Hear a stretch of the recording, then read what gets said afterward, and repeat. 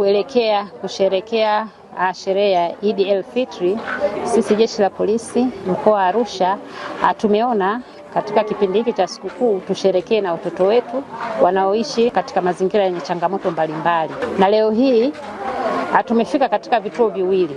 Kituo cha kwanza ni kile cha Ummy Aisha ambacho kiko kule Mbauda, na pia tumefika katika kituo kingine cha Kindness, na tumeona tufanye hivi ili tuweze kusherekea nao watoto hawa.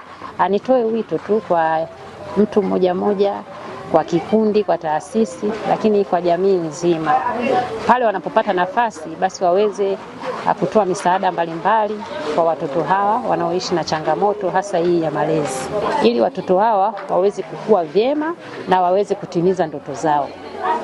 Tunashukuru jeshi la polisi kwa kuweza kushirikiana na sisi leo. Wamekuja tangu wiki iliyokwisha, walikuwa na maazimisho na sisi, kwa maana ya kwamba kushirikiana na sisi katika futari na zoezi zima la kuweza kushirikiana na watoto katika sehemu ya kusherehekea kuchanganyika na jamii. Hakika tunalipongeza sana jeshi la polisi mkoani Arusha kwa kuweza kuwa na sisi kwa hali na mali, kwa si katika masuala mengine pia, lakini katika ulinzi na usalama, lakini vile vile na kutangamana na jamii kama ambavyo imeonekana leo. Nichukue fursa hii adhimu vile vile kuwaomba wadau wengine wahisani na watu wengine kuweza kushirikiana na vituo kama hivi ili kuweza kuifikisha jamii mahala pa kuweza kujitegemea na kuondoa shida ambazo zinawakabili watoto wetu. Tunawashukuru sana kwa sadaka hii, na sadaka hii kawe ni mwaka mzuri wa mwaka huu, mkabarikiwe, na vile vile hata watoto wenu pia wakabarikiwe. Tunawashukuru sana, na msikome kuwasaidia watu wengine. Ni jambo letu sisi wote kufanya kazi hili tuweze kuwasaidia watu wengine. Nawashukuru wageni wetu kwa kufika mahali hapa. Asanteni nyinyi wazazi wetu.